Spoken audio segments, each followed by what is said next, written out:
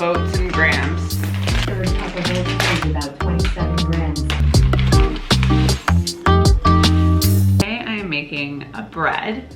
And this is actually a recipe that I have followed before, but I want to try and perfect it a little bit better today. Really easy to make, and it's filled with a lot of great things. I'm looking forward to this. I just find bread making is like such an act of love. What am I looking for here? Oh, a tablespoon. I just find it such an act of love because you have to go through the process of waiting for the dough to rise, and you maybe do a second rise, as is the case with this recipe. I find I get a lot of satisfaction out of just watching the process. How great this little baby spatula is for getting everything out of my measuring spoon. Okay, I'll bring you down here so you can see. So I got my oats and my honey. I also have my milk that is just warmed. Ooh, you know what? I think I need to let that sit for a bit. It got a little too hot. You're really just supposed to get this to a lukewarm state because we're putting our yeast inside. And if I put it in when this is too hot, I'll kill the yeast. Okay, I think that's ready for the yeast. And that's gonna sit there for about 5 minutes. I decided I'm gonna do 2 loaves, so I need to melt some more butter. And a really easy way to melt butter without using the microwave, my microwave's acting a little funky these days. You take 2 bowls, one is bigger than the other. I put the butter that needs to be melted in the smaller bowl, and I'm gonna place this in the bigger bowl. And then around it, I just boiled some water. I'm gonna pour boiling water, put this plate on top of it, and within like 5 or 10 minutes, it should be melted. I already have one that's completely melted over here. We can already see that the yeast is working here. You see that little bubbling that's happening. That is a good sign that our yeast is alive and well. I'm gonna get this show on the road here. We're adding our butter. Give that a stir. Bread flour, we're doing 270 grams.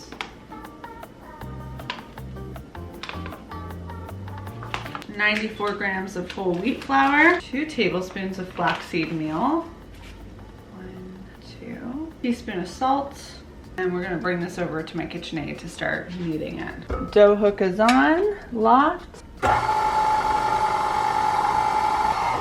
Okay, our dough is starting to form, so I'm gonna add in a teaspoon of poppy seeds and sesame seeds. I didn't do this last time, but I'm excited because I feel like this adds texture and color, lots of goodness. I'm gonna let this go for the next 10 minutes on the lowest kneading session. This is one of the reasons why I love using like a machine mixer for this, because then you don't actually have to physically do this yourself.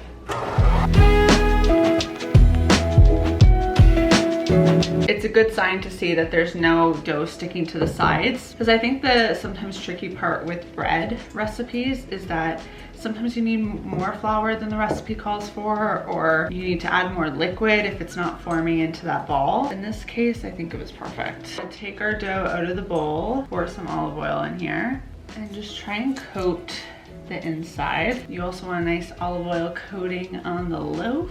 Flop her in, and then a little bit of saran wrap. Do you call it saran wrap or cling wrap? You could also use a damp dish towel. Now I want to prep my little container. I'm gonna use this nice fluffy blanket on my couch and cocoon my loaf in it so it's nice and warm, nice and toasty, and that'll be sitting there for an hour. I'll also prep the other loaf bed. How cute. All my bread is breading.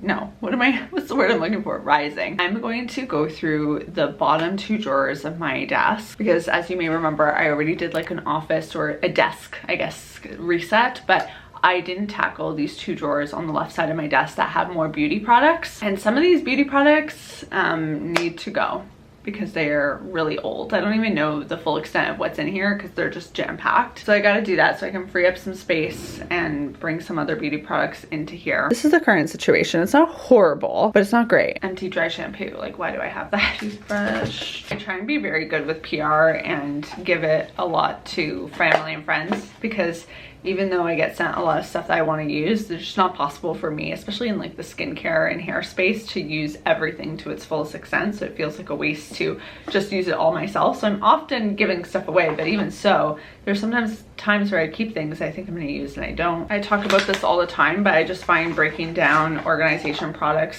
or projects into really small scale tasks, like just tackling a drawer or 2. You're just much more energized to get it done, because this will take me like 15 minutes. See, I didn't even know I had one of these from Briogeo. I don't Despair Repair Mask. I actually really like this mask. I gotta use it again.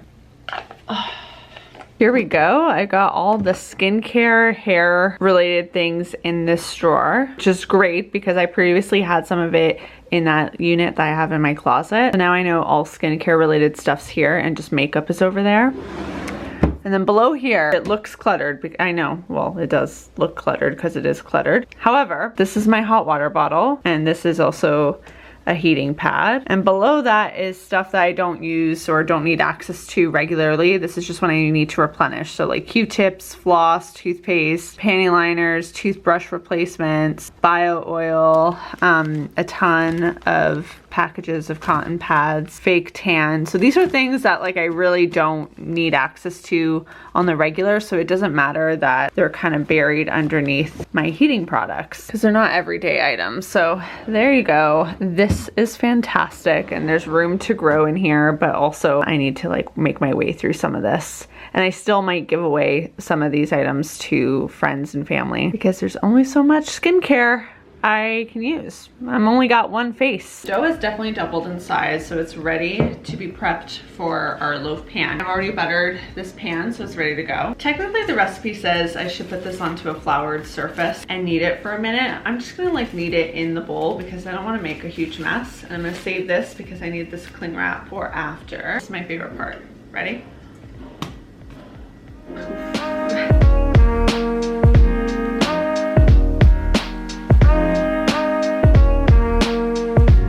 2024 is definitely going to be a year where I'm just spending a little bit more time in and out of my apartment. But I think thinking ahead when cooking so that I can really be strategic with what I freeze, that if I'm back for just like a handful of days, I don't need to go grocery shopping for like a ton of items. I just need a few things to get me by, but then I can really leverage my freezer. I think that's going to be the move, and that's why I felt like today I should just do 2 loaves instead of 1, because I'll mess up the same amount of dishes, but I'll just get more output from it. I think we are good here. So I'm gonna take this guy and we wanna form it into a log for the loaf pan.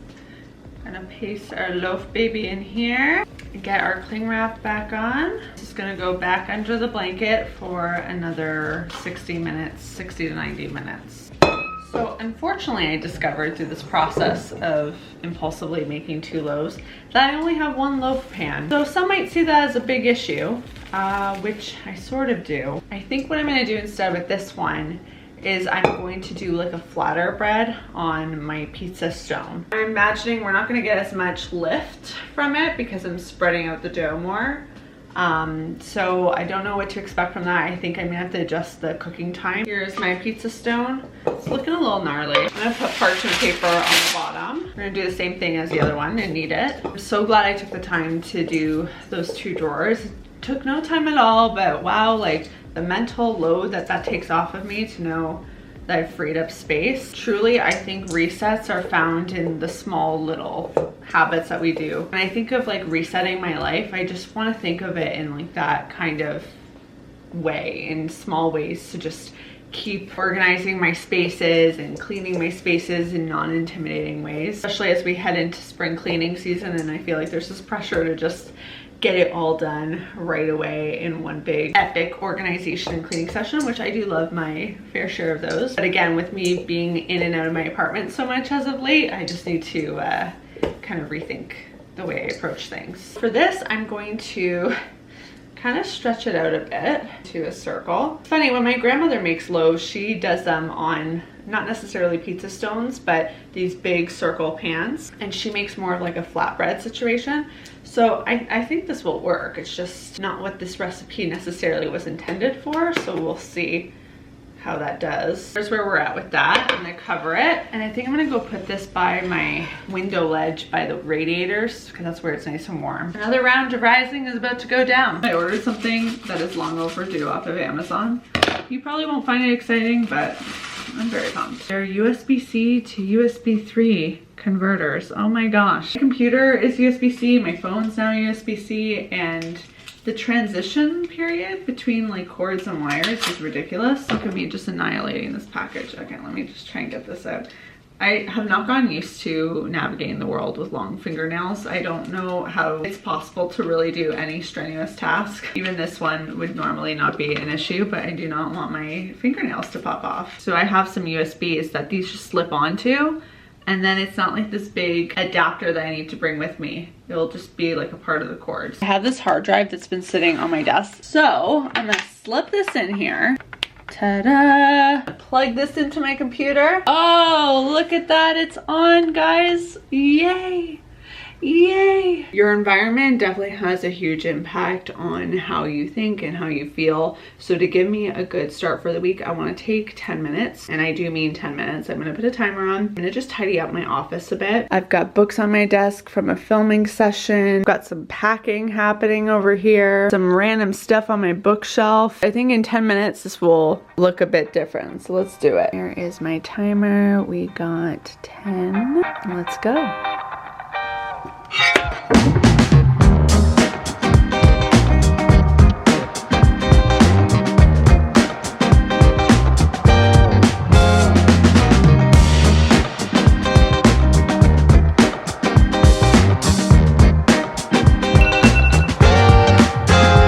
Timer's done. I managed to clear this space a bit. This ledge is now clear. Still got some clutter going on here, but for another day. Desk is looking a little clearer. I have some stuff that I need to pack. I'm using this stuff tomorrow morning. Also some clothes I'm gonna wear tomorrow, but this is looking pretty good. It just always amazes me like what you truly can get done in a short amount of time. So if you're ever just feeling a little overwhelmed by a space, I highly recommend just putting on a timer so that you stay super focused. And I think our bread is now ready to go in the oven. Look how much this one rose. It looks so good. I'm gonna sprinkle some more poppy seeds on top of this loaf.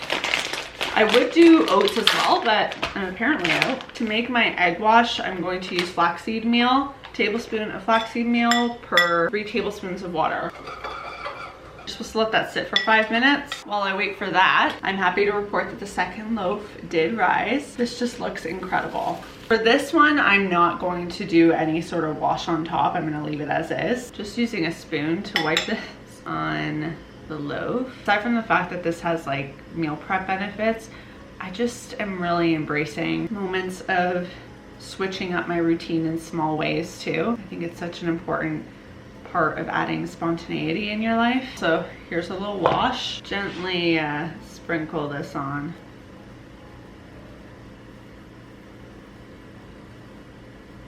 Okay, not a perfect coating, but good enough. Look how beautiful the loaves look. Oh my goodness. This one looks really good, and I actually think this one is perfect as well. Oh, I'm so pleased by this. Look, it's 5:30 and I've got fresh loaves.